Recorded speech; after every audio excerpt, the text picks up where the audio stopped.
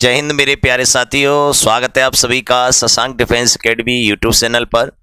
जुड़ जाइए बच्चों। एक बार सभी बच्चे एक बार शेयर कर दीजिए बच्चों। मैक्सिमम बच्चों तक ये सूचना पहुंच जानी चाहिए कि शाम की क्लास पुनः स्टार्ट हो चुकी है।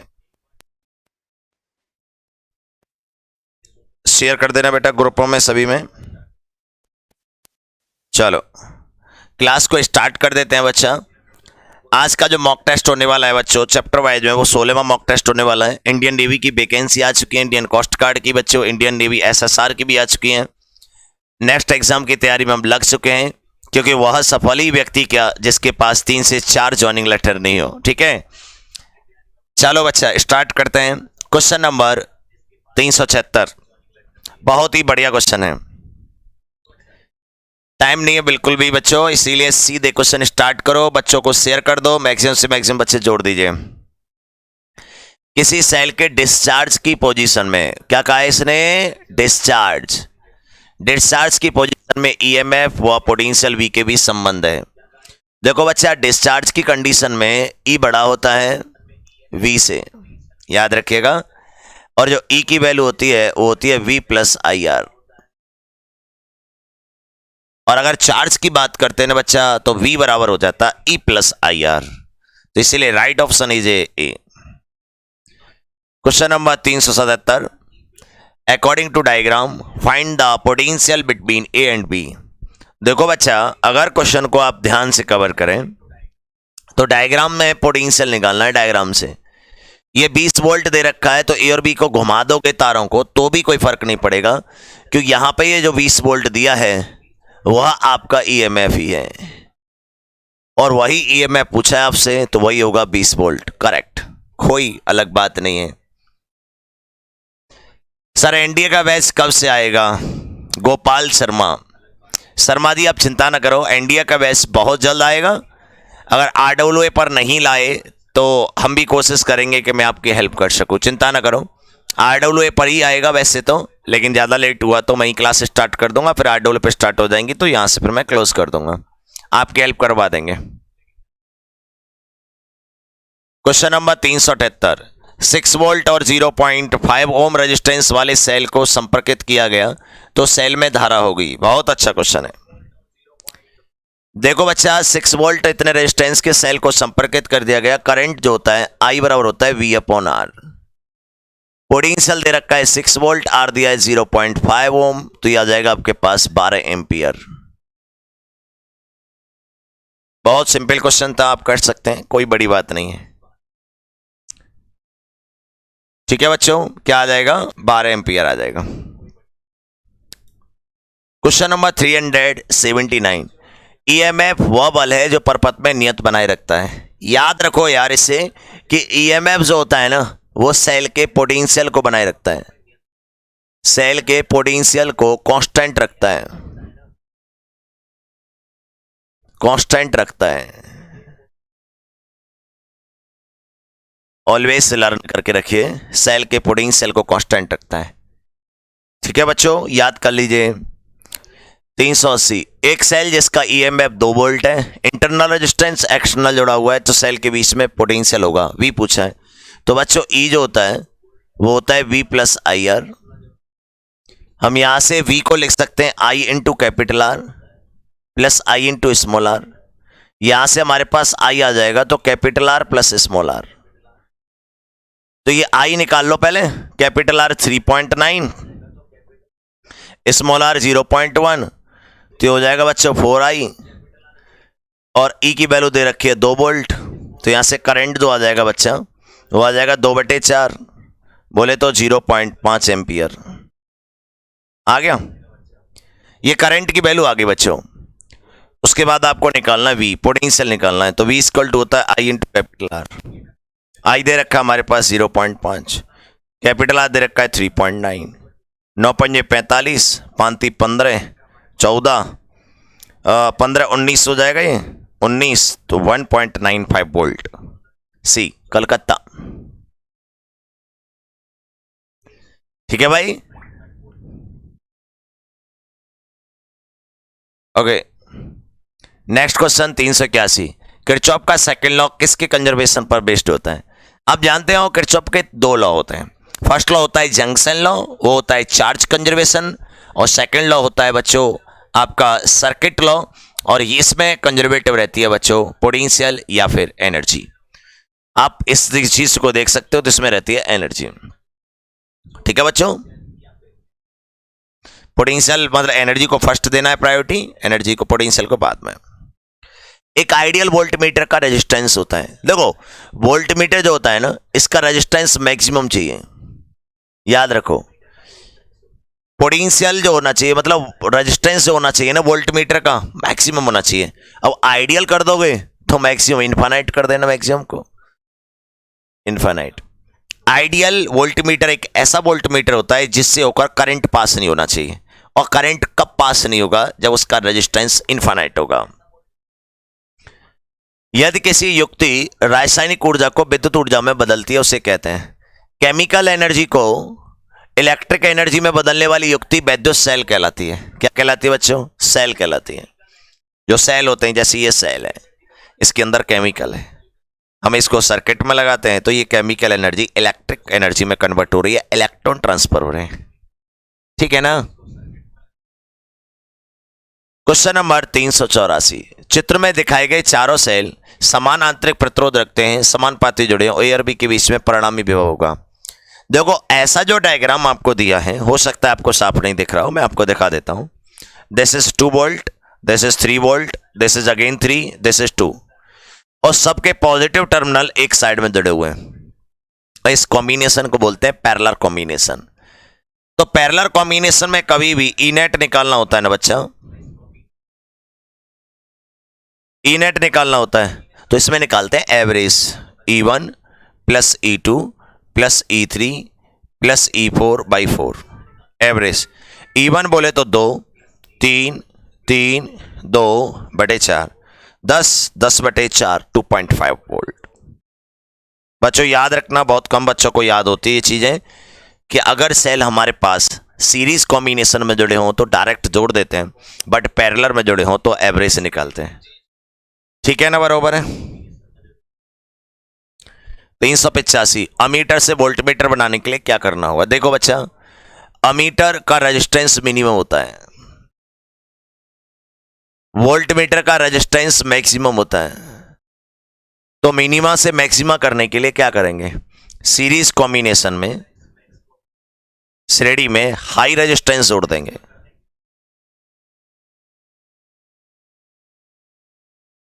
समझ में आया कि नहीं? सीरीज कॉम्बिनेशन में हाई रेजिस्टेंस जोड़ देंगे, तो series high resistance with series combination.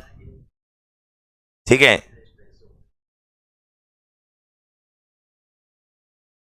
386, उस सेल की दक्षता बताओ जो इतने वोल्ट ईएमएफ के संगत इतने वोल्ट पोटेंशियल रखती है। सिंपल बात बता रहा हूं आपको, कभी भी एफिशिएंसी निकालनी है सेल की तो पोटेंशियल अपॉन ईएमएफ क्रॉस 100 लगा देना। पोटेंशियल दे रखा है 4/5 क्रॉस 100, कैलकुलेशन करो 20 चौक 80, 80%। कहने का मतलब है कि इसमें पावर लॉस हो रही है 20% और यूज हो रही है 80%।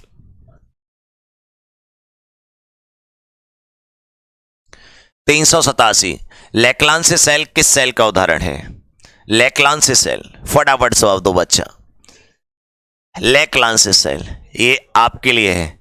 इस सेल इसका बच्चों कमेंट बॉक्स में आंदे रहना है आपके लिए। SWS, अब हम भी औरों की तरह एक आध क्वेश्चन SW दिया करेंगे, है जी? याद रखने वाला क्वेश्चन है। हाँ बिल्कुल मिल जाएंगे, ऐप पर बिल्कुल मिल जाएंगे।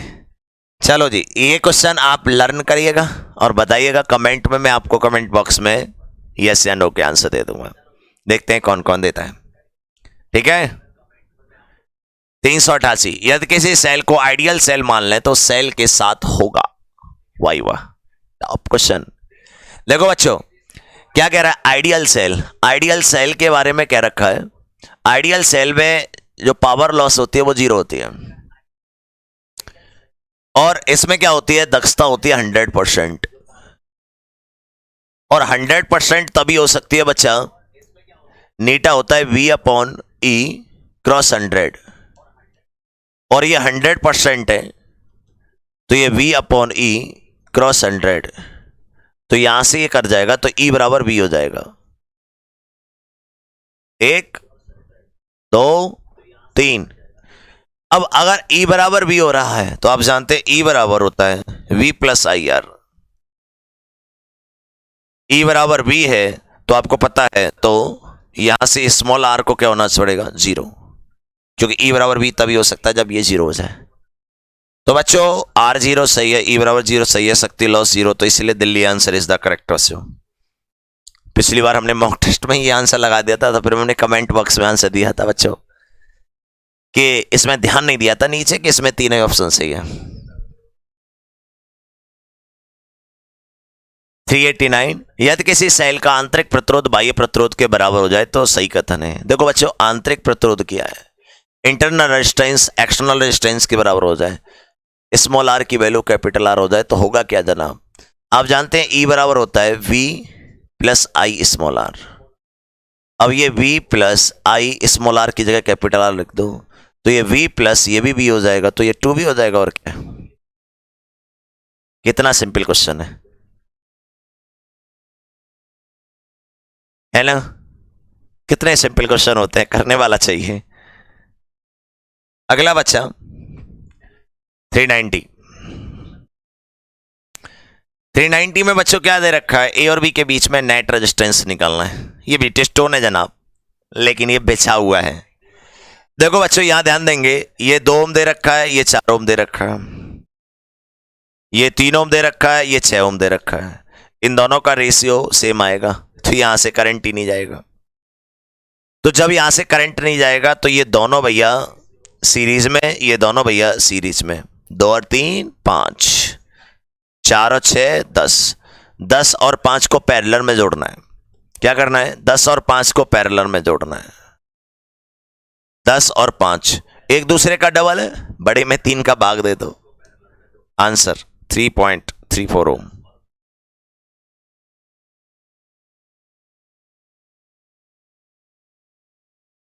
ठीक है, बताइए। ओके, नेक्स्ट, वैद्युत आवेश संयोजन होता है। सब जानते हैं बच्चा, जो चार्ज होता है ना, वो इलेक्ट्रॉनों का कॉम्बिनेशन होता है।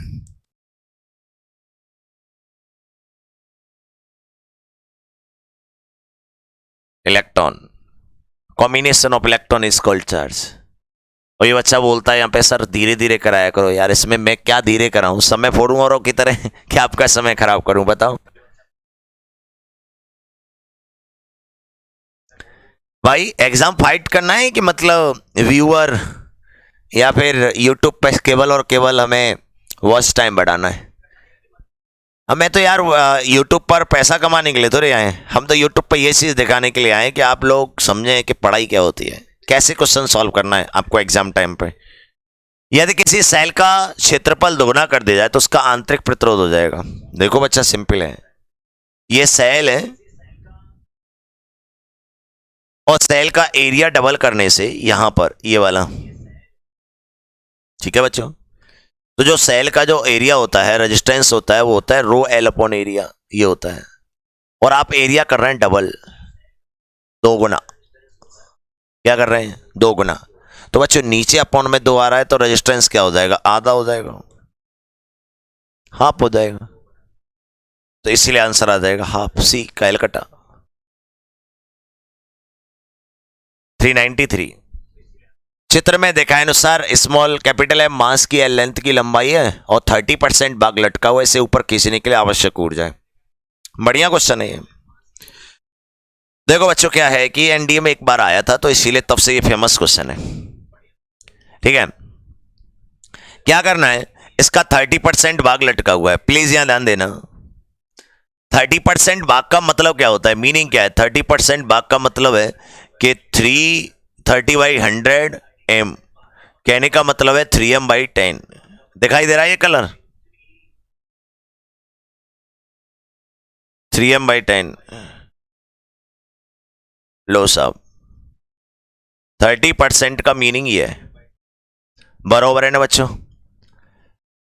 अब क्या है कि ये जो लटका हुआ भाग है, इसका मास है 3m/10। किसी भी जंजीर को, हमारे गुरुजी ने सिखाया, किसी भी जंजीर को, लटकी हुई जंजीर है, अगर आप उसे पूरा खींचना चाहते हैं तो जनाब उसे आप केवल सेंटर ऑफ मास तक खींच लीजिए। कोई व्यक्ति लटक रहा है, मान लो कि वह किसी मंजिल से लटक रहा है और वह आत्महत्या करना चाहता है, ठीक है जनाब, आप उसे बचाना चाहते हैं, तो आप उसके ऊपर छत पे हैं, तो आप उसे तभी ऊपर खींच सकते हैं जब उसे आप नाभि तक खींच लें। आप उसे बस नाभि तक खींच लें, वो उसके बाद अपने आप ऊपर आ जाएगा, क्योंकि बॉडी का सेंटर ऑफ मास नाभि पर होता है।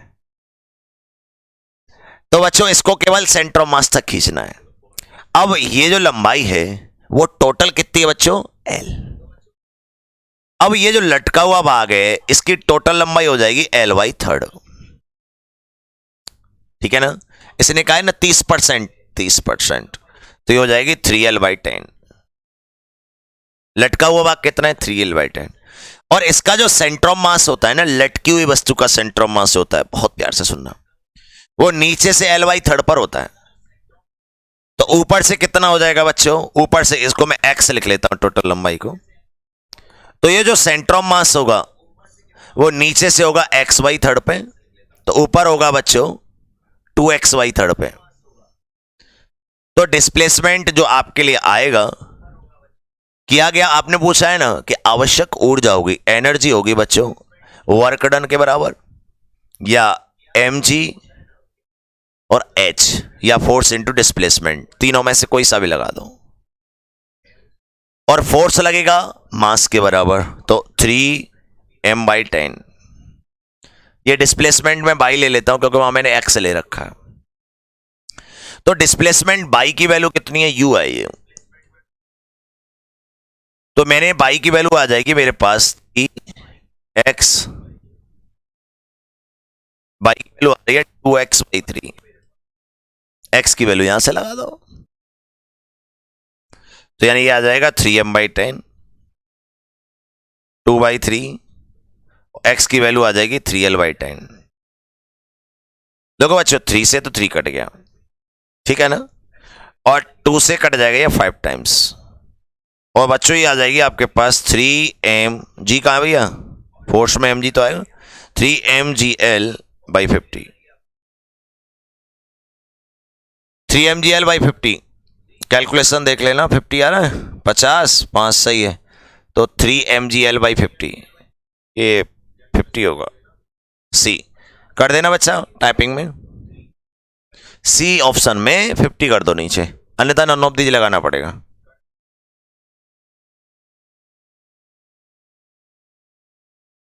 ठीक है भाई, ध्यान रखेगा, बढ़िया क्वेश्चन है, अच्छा क्वेश्चन है, सिंपल है, ऐसी कोई बड़ी बात नहीं है, आपको टेंशन नहीं लेनी है। टोटल मास है उसका केवल 30% भाग है। अब लेंथ जो है वो भी 30% ही लगेगी, लेकिन 30% का 2L/3, कहने का मतलब 66.7% डिस्प्लेसमेंट ले रहा है।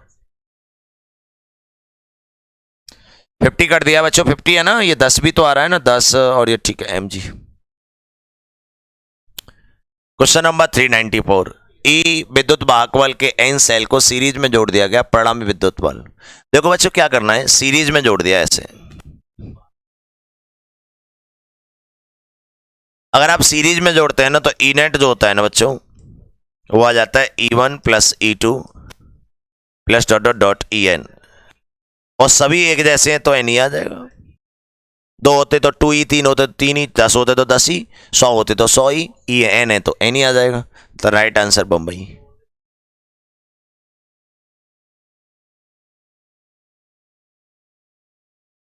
ठीक है भाई।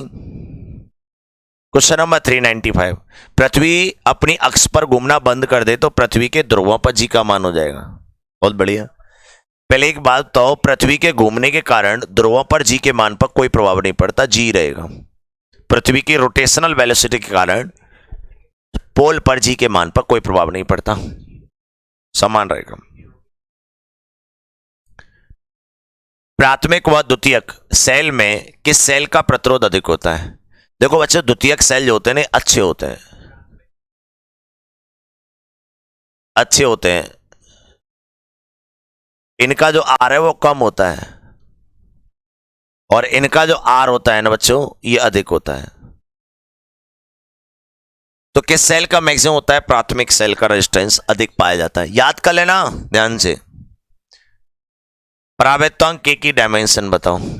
डाइलेक्ट्रेंस के, डाइलेक्ट्रेंस जो के होता है ना, वो epsilon not, epsilon over epsilon not होता है, और एक रेशियोबल फंडामेंटल क्वांटिटीज है, अनुपातिक भौतिक राशि। इसकी no unit no dimension. Calcutta. 398 समतापीय प्रत्यास्थता कहलाती है। प्रेशर को कहते हैं। आइसोथर्मल जो इलास्टिसिटी होती है वो प्रेशर को कहा जाता है। ठीक है बच्चों, याद रखिएगा ऐसे। प्रेशर को कहते हैं या गामा पी को कहते हैं, देखना एक बार इसे। इसका ऑप्शन देख लेना बच्चों, कंफर्म याद करना होना चाहिए, याद आना चाहिए ये क्वेश्चन। ये आप देख लीजिएगा, है ना, कमेंट बॉक्स में बता दूंगा मैं आपको, गामा पी होगा या पी होगा, ये देख लीजिएगा। ठीक है, आइसोथर्मल इलास्टिसिटी जो कहलाती है वो शायद प्रेशर कहलाती है, गामा पी। एक बार कंफर्म देख लीजिएगा। ठीक है बच्चों, एक बार मैं चेक करता हूं, क्योंकि बच्चों कोई क्वेश्चन गलत याद करने वाला क्वेश्चन है ना, करेक्टर वैल्यू क्वेश्चन है, और करेक्टर वैल्यू क्वेश्चन गलत नहीं होना चाहिए। गामा पी है क्या है बताओ? चुल्लड़े इनको तो कुछ ना पता।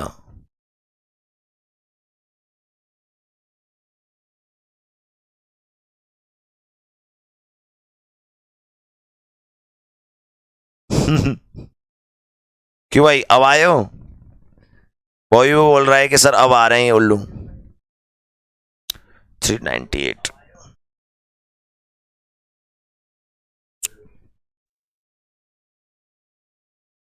मिलेगा कि नहीं देखना पड़ेगा।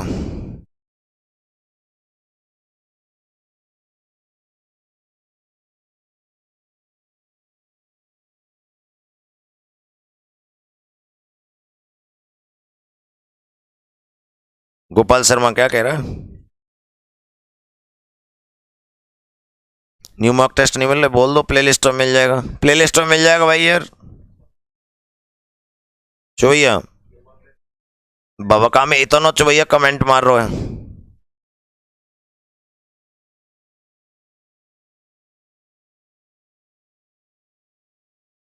कौन सा क्वेश्चन है ये? याद रखने वाला क्वेश्चन है, गलत होना नहीं चाहिए। प्रेशर को ही कहते हैं, कंफर्म हो गया बच्चों। सर आप अच्छा पढ़ाते हो, शायद हो सकता है।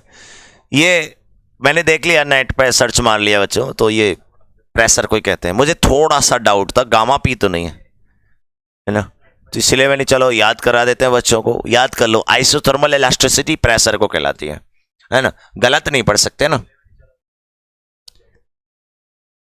यार। गोपाल शर्मा भाई एक बात कर, मैं बताऊं तेरे को, और लाइव ही कहलवाएगा क्या करवाएगा। तेरे को बता दिया, ऐप पे भी मिल जाएंगे और प्लेलिस्ट में मिल जाएंगे भाई। प्लेलिस्ट खोल, प्लेलिस्ट उसमें मिल जाएंगे यार, लगा तो सही। ये प्लेलिस्ट खोलना, प्लेलिस्ट में लगातार दे रखे हैं कंटिन्यू, एक से लेके 399। निम्न में से कौन सा ताप संभव नहीं है? टेम्परेचर जो केल्विन है ना, केल्विन में नेगेटिव नहीं होता, नेगेटिव नहीं होता। जो टेम्परेचर की मिनिमम वैल्यू होती है ना बच्चों, वो -273.15 डिग्री सेंटीग्रेड होती है, इसे 0 केल्विन कहते हैं। याद रखो, ये नहीं हो सकता। 400 क्यों भाई? जब मॉक टेस्ट खत्म हो जाता है तब आते हो आप लोग, क्यों भाई? 2 एम्पियर की धारा के लिए इतने ओम का बल्ब जलाने पर सेल का पोटेंशियल होगा। सिंपल, पहले इसको समझना पड़ेगा। 2 एम्पियर की धारा के लिए इतने ओम का बल्ब जलाने में सेल का पोटेंशियल होगा, पोटेंशियल पूछा है। सेल का पोटेंशियल V = IR, तो I बोले तो आपके पास 2 एम्पियर, रेजिस्टेंस 5, तो ये हो जाएगा 10 वोल्ट। अगर बच्चों इसका सेल का EMF पूछता ना, EMF ग्रेटर देन 10 वोल्ट, ये बहुत इंपॉर्टेंट क्वेश्चन था, बट सेल ने ईएमएफ नहीं पूछा। सेल अगर ईएमएफ पूछता ना तो ये हो जाएगा ईएमएफ, तो बम्बई आंसर होता, बट आंसर ये है क्योंकि इसने पोटेंशियल पूछा ओनली।